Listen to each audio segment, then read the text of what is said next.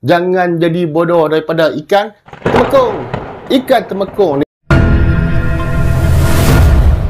Dalam masa sama juga, kalau hampa tengok naratif-naratif yang dilontarkan oleh pok-pok jahat ni, kan? Pok-pok yang jahat dalam dari segi bentuk politiknya. Aku nak bagi tahu juga pada masyarakat. Masyarakat cepat-cepat sedar. Sudah sekian lama kita dibodoh-bodohkan. Sampai bila lagi kita nak dibodohkan lagi?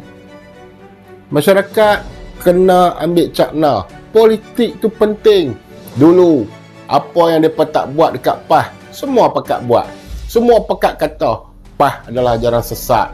PAS adalah parti sesat. Apa yang menyesatkan? Apa yang telah PAS sesatkan? Tidak ada satu benda pun yang PAS sesatkan. Adakah dengan memberi tanah-tanah yang tuan-tuan pohon sekian lama, sampai daripada ada anak, sampai ada kecucu, last kali yang tukang pohon pun dah mampu pi dah, takkan bagi geran tu pun dikira sebagai sesat? Masyarakat Malaysia, perkara ni bukan saja berlaku di Kedah. Perkara ni berlaku di Kelantan sudah sekian lama. Perkara ni sudah berlaku di Terengganu. Perkara ni juga berlaku di Perlis. Hampa negeri-negeri lain tak mau kah?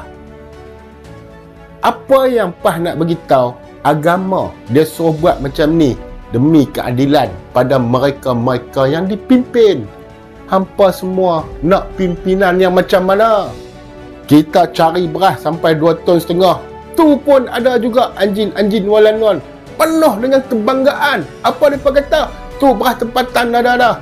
Pi ambil. 2,5 ton. 2,5 ton. Baru nak ada. Masak pun bau dah macam lain lah. Aduh, pening dunia sekarang ni. Tuan-tuan, apa yang mereka cuba nak bodohkan kepala tuan-tuan dan perempuan semua? Tuan-tuan tengok apa dijadi. Apa dah jadi di negara ini. Macam-macam dah jadi. Huru hara bukan bermaksud kita kena lari ke sana, lari ke sini. Tapi huru hara juga bermaksud ketirisan yang berada dalam pembelaan pada rakyat. Kita mencari pemimpin untuk bela rakyat. Memang pertandingan memenangkan orang yang daripada parti kita. Tapi sedarlah diri, kalau orang yang kita bawa tidak membawa apa-apa natijah yang terbaik, untuk apa dimenangkan? Nak yang macam mana? Fikir pakai kepala otak. Jangan jadi bodoh daripada ikan temekung.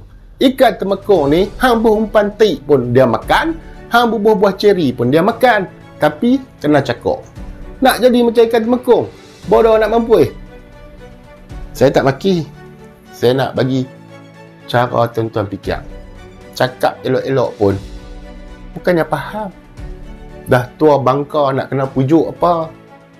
Pilih pemimpin yang nak jadi kuli kepada rakyat.